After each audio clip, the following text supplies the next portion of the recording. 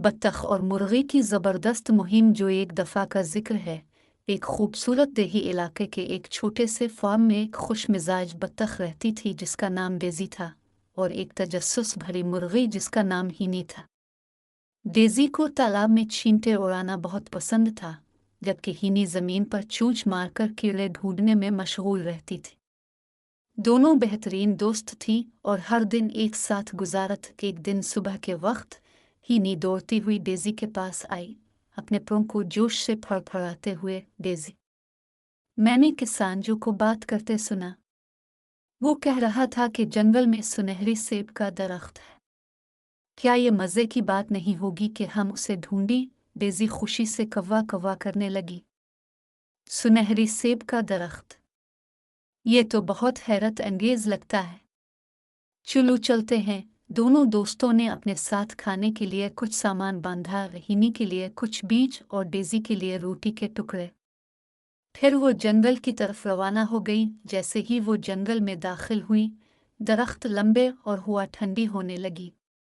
Daisy हीनी के साथ साथ चल रही थी। इसके जालेदार पीर ज़मीन पर मज़ेदार आवाज़ें पैदा कर रहे थे। तुम्हें क्या लगता है, क्या वाकई सुनहरी सेब का दरख्त मौजूद है? हीनी ने सवाल किया। मुझे उम्मीद है, डेज़ी ने कहा, लेकिन अगर न भी हुआ तो भी ये एक मुहिम जोई है। जल्द ही वो एक रास्ते पर पहुंची जो दो हिस्सों में तकसीम हो रहा था। एक रास्ता पहाड़ी की तरफ जा रहा था और दूसरा एक नदी की तरफ। एक गुलहरी जो करीब की शाख पर बैठी थी, उनके ऊपर चहचहाने लगी। गुलहरी साहिब, हीनी ने पुकारा, क्या आपको मालूम है कि सुनहरी सेब का दरख्त किस तरफ है? गुलहरी ने अपनी दम हिलाते हुए कहा, पहाड़ी के ऊपर वाले रास्ते पर जाओ, लेकिन होशियार रहना, वहाँ हवा तेज़ हो सकती है। शुक्रिया, डेज़ी और हीनी ने बैक वक्त कहा और पहाड़ी की तरफ चलने लगे। जैसे जैसे वो चढ़ने लगे, हवा तेज़ होती गई। हीनी के पर बिखरने लगे और डेज़ी को पीछे गिरने से बचने के लिए आगे झुकना पड़ा। हिम्मत रखो, हीनी ने चीख कर कहा। हम करीब पहुंच गए हैं। जब वो पहाड़ी की चोटी पर पहुंची तो उन्होंने वो दरख्त देखा, सुनहरी सेब का दरख्त।